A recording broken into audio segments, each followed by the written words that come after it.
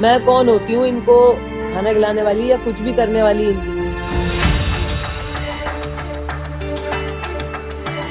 और फंक्शन की पार्टी में तुम साथ नाच लिए, किसी के फोटो तुमने छाप ली।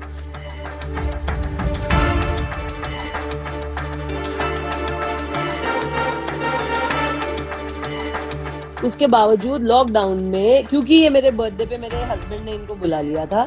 पवित्रा निहायत ही बदतमीज है।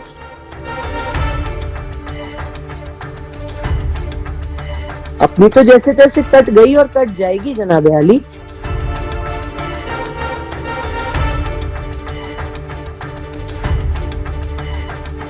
सवारी अपने सामान की खुद जिम्मेवार है।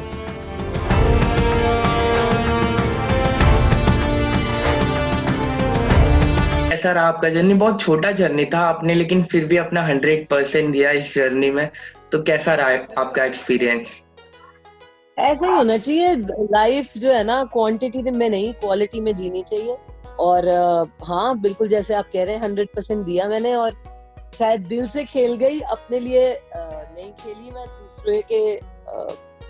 दूसरे को सपोर्ट करने के चक्कर में जो है ना, मैंने कहते हैं ना इंसान का, स्पेशली बिग बॉस के घर में सवारी अपने सामान की खुद जिम्मेवार है, ये बात मैं भूल गई।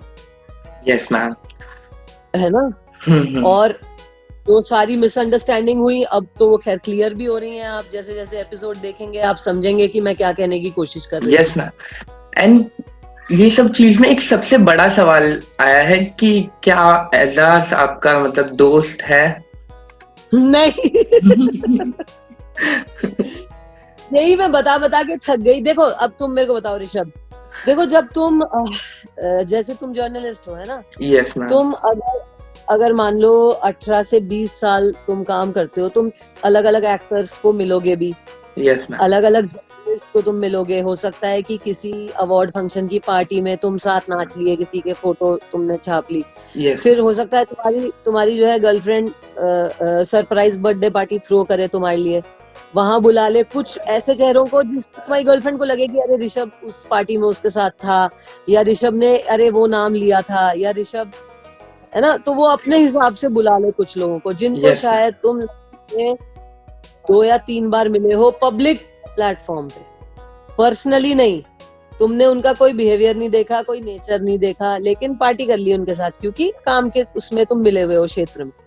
क्या वो तुम्हारे दोस्त हो जाएंगे? दोस्त कह लोगे तुम उनको? No ma'am. नहीं ना। लेकिन मान लो तुम किसी शो पे जाते हो और कोई एक इंसान कहता है अरे मान लो कोई तुम्हें जैसे मिला हुआ है 1-2 पार्टी में, तुम्हारे साथ इंटरव्यू किए या अवार्ड फंक्शन होस्ट कर लिया किसी ने तुम्हारे साथ, है। यस। वो इंसान कहता है अरे ऋषभ तो मेरा दोस्त है एक मंच पे। तो क्या तुम उस मंच पे खड़े होके मना कर दोगे कि नहीं नहीं मैं दोस्त नहीं हूँ, मैं सिर्फ 3-4 बार मिला हूँ?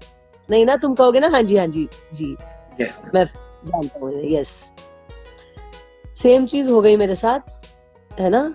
मैं आउट ऑफ रिस्पेक्ट, क्योंकि मैं बार बार ये बोलती हूँ कि मैंने सबसे पहली चीज यही बोली थी सलमान सर को भी कि 2005 में मैंने इनके साथ एक टीवी सीरियल किया था जिससे मेरे को निकाल दिया गया था क्योंकि मैं मोटी हो गई थी उस टाइम पे, है। ये हीरो थे, इन्होंने पूरा सीरियल किया है वो, प्लस इन्होंने और कई सीरियल किए हैं जिसमें ये हीरो थे। मेरे से ज्यादा काम इन्होंने किया है, मेरे से ज्यादा कॉन्टैक्ट्स इनके हैं इंडस्ट्री में। बालाजी के ब्लू आइड बॉय होते थे ये एक टाइम पे, तो ये हर लिहाज में मेरे से बड़े हैं। मैं कौन होती हूँ इनको खाना खिलाने वाली या कुछ भी करने वाली इनके लिए? जबकि मैं ये बता रही हूँ कि उस शूटिंग के बाद, वो 5 दिन की शूटिंग जिसमें भी 5 दिन का काम मेरा इनके साथ नहीं था, इनके साथ मेरा एक दिन में 2-1 सीन ऐसे, मेरा बाकी लोगों के साथ ज्यादा काम था, बाकी कास्ट के साथ। तो उसके बाद 15-18 सालों में मैं इनको 3 मर्तबा मिली हूँ और वो मैंने वाक्य गिनाए। उसके बावजूद लॉकडाउन में, क्योंकि ये मेरे बर्थडे पे मेरे हस्बैंड ने इनको बुला लिया था, इनवाइट किया था, तो उस बर्थडे में ऐसे बहुत लोग आए थे जिनको मैं लाइफ में पहले कभी भी नहीं मिली या मैं जिनको जानती नहीं, या ऐसे लोग जिनके साथ मैंने, जैसे कि राजीव ठाकुर साहब है, उनके साथ उनको मैं लाइफ में वही कॉमेडी सर्कस पे 2-1 बार मिली हूँ। एक बार इस बार गणपति पे उन्होंने बुलाया था तो हम दर्शन करने गए थे बस। बाकी मैंने उनके साथ बैठ के इतने कोई गप्पे नहीं मारी या उनके साथ एक दिन भी स्पेंड नहीं किया कि मैं उन्हें दोस्त कह सकूं। समझ रहे हैं? मेरे को बहुत रिस्पेक्ट है उनके लिए, आपको मैंने इसलिए एग्जाम्पल दिया कि वही आप इतने सालों से काम करते हैं, आप हर किसी को जानते हैं। अभी वाले एक्टर्स नहीं, लेकिन पहले के जैसे बालाजी का एक बूम आया था, है ना, कई सीरियल्स, तो आप सब जानते हैं। लेकिन ये कह देना कि वो मेरे दोस्त हैं, एक बहुत बड़ी जिम्मेदारी होती है। समझ रहे हो? स्पेशली तब जब इंसान, मैं घर में आके देखा कि वो बिल्कुल जुनूनी लेवल पे है, वो किसी की बात नहीं सुनते, वो दोस्ती उनको चाहिए नहीं, उनको प्यार भी नहीं चाहिए, उनको चाहिए चमचे, उनको चाहिए ऐसे लोग जो उनकी एक इमेज बिल्डिंग करने में मदद करें। जब मैंने ये रियलाइज किया कि ये तो मेरे बाहर के भी जेस्चर का, कि मैंने इनको मोहब्बत से अपने हाथ से बना के खिलाया, ये नहीं है कि इनके पास था नहीं। मैं इन्होंने मेरी इंस्टाग्राम पे फोटो देखी कि अरे बड़े अच्छे अच्छे तुम डालती हो यार, कभी केक बनाती हो, कभी कुछ मेरे लिए बना। मैंने कहा जरूर, क्योंकि ये सिंगल मैन है, इनके पास ना कोई गर्लफ्रेंड या, और स्पेशली लॉकडाउन में मैं अपनी सगी माँ को मिलने से, मेरे को बिल्डिंग, क्योंकि सामने वाली बिल्डिंग में रहती है वो, जिसमें घर मेरा ही है, नाम मेरा लिखा हुआ है, लेकिन बिल्डिंग के वॉचमैन ने मेरी ही एंट्री बंद कर रखी थी कि कोरोना की वजह से आप बिल्डिंग में नहीं घुस सकती। तो मेरी मम्मी डिप्रेस थी, अकेले उस घर में। वो कह रही मैं इतने बड़े घर में रह रही हूँ, मेरे को रोना आ रहा है, मैं अकेली हूँ। मैं उनको समझा फोन पे कि मम्मी कोई बात नहीं, मम्मी सबके साथ है ये प्रॉब्लम, हम सब डिप्रेस्ड हैं, हम सब लोनली हैं, हम सब अकेले हैं, है ना? Yes ma'am. तो जब मैंने अपने कई सिंगल फ्रेंड्स को चिकन ही नहीं, ब्राउनीज और ये वो बना बना के जस्ट की, क्योंकि हम भी बोर हो रहे हैं घर में, क्या करें, खाना ही बना लेंगे। और एक ये कि चल यार, इस दुखद उसमें, इस कोरोना के संकट में हम सारे अकेले हैं, लेकिन हम सब इसमें साथ हैं। वो एक गुडनेस का जेस्चर मैंने इनको दिखाया था। शायद उस जेस्चर की भी मुझे बात नहीं करनी चाहिए थी, क्योंकि यहाँ तो वही है ना, कोई बात कर दो तो लोग एक लाइन पकड़ लेते हैं। लोग ये नहीं समझते कि कहना क्या चाह रही है। लाइन पकड़ ली कि लॉकडाउन में मैंने इनको खाना खिलाया, तो लोग आया लॉकडाउन लॉकडाउन लॉकडाउन। अरे वो हर लिहाज में वो इंसान मेरे से बड़ा है, मेरे से ज्यादा काम करता है, गणित के हिसाब से तो उसके पास मेरे से ज्यादा चीजें होनी चाहिए, है ना? उम्र में भी मेरे से बड़े हैं, तो उनके पास तो रिश्ते भी मेरे से ज्यादा होने चाहिए। yes, उसके बावजूद जब घर में मैंने ये देखा कि नहीं, इनको नहीं, बाहर वाले भी जेस्टर की इनको कदर नहीं, इनको घर की भी दोस्ती नहीं, इनको सिर्फ गेम जीतना है, इनको गेम में अपनी एक दबदबा बनाना है, चमचे चाहिए, ये मेरे को भी यूज कर रहे हैं। तब मेरे को हर्ट हुआ, और वो मेरी गलती थी कि दिल का जो है ना मेरा गुबार निकला, वो मुझे बहुत चतुराई से करना चाहिए था। चतुराई मेरे में कम रही। ये बिग बॉस का गेम चतुराई का है, ये दिल का गेम नहीं है। yes, जी। तो आपको क्या लगता है, ये एजाज ने लाइमलाइट में आने के लिए किया था आपका नाम यूज? नहीं, मैं ये नहीं कहूंगी, लेकिन हाँ, जैसे ही एजाज ने ये देखा कि मैं आ रही हूँ घर के अंदर, क्योंकि घर में उनको कोई पसंद नहीं करता था उनके अग्रेशन की वजह से, उनको ये लगा चलो बाहर से ये आई है, ये मेरी बाहर की दोस्त है, बाय दोस्त यू नो व्हाट, जैसे मैंने समझाया। तो उनको ये लगा कि चलो बढ़िया है, अब ये मेरे को सपोर्ट करेगी, अब ये मेरे को निकालेगी एक तो रेड जोन से बाहर, क्योंकि ये कप्तान बन के आई है, प्लस ये स्ट्रॉन्ग लड़की है, इसकी आवाज बुलंद है, मैं इससे करवाऊंगा कोई काम तो लोग करेंगे। तो उन्होंने गेम के लिए लाइमलाइट तो मैंने दे दी हो, तो मेरी गलती है कि मैंने इतना उनको अटेंशन दे दिया कि उनको हीरो बना दिया मैंने। उनकी गलती नहीं है, मेरी गलती है सर। उन्होंने तो जिस तरीके से वो सबको यूज कर रहे हैं, निक्की विक्की को भी, कि आप मेरे अंडरवियर तक धो के तुम लोगों को दिखाओ कि हाँ जी मैं सब इनका काम करी, बोल ही रहे अपने मुंह से। उनकी सच्चाई वो खुद बयां कर रहे हैं, और इसको वक्त नहीं लगा, अगले दिन ही उनकी सच्चाई बयां हो गई, है ना? तो वही है, सच सामने आ जाता है, वो आ रहा है। ओके मैम, तो आपसे जानना चाहेंगे, आपको क्या कौन लगता है कौन विनर होगा? आप किसको सोचते हैं एज अ विनर? कोई भी हो सकता है, जैस्मिन हो सकती हैं, रुबीना जी हो सकती हैं, इनमें से हो सकता है कोई। ओके, और ऐसा कोई कौन सा कंटेस्टेंट है जो डिजर्व नहीं करता वहां रहने के लिए? आपको क्या लगता है? पवित्रा डिजर्व नहीं करती हैं। पवित्रा निहायत ही बदतमीज हैं, बहुत ज्यादा शोर मचाती हैं और अपनी ही बातों को कॉन्ट्रडिक्ट करती हैं।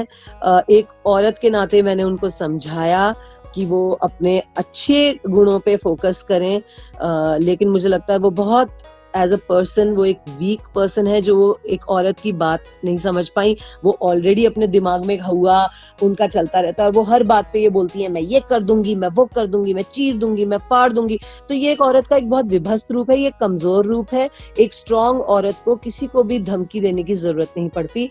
और मेरे लाख समझाने पर, लाख तो नहीं, मेरे एक बार उनको इतने प्यार से समझाने पर, और जेन्युइन मेरा वो था कि जिस तरीके से मैं बेवकूफ बनी हूँ दोस्ती में, तुम ये दोस्ती की जो उन्होंने दोस्ती नहीं थी फिर भी मैंने निभाई, और मैं बेवकूफ बनी।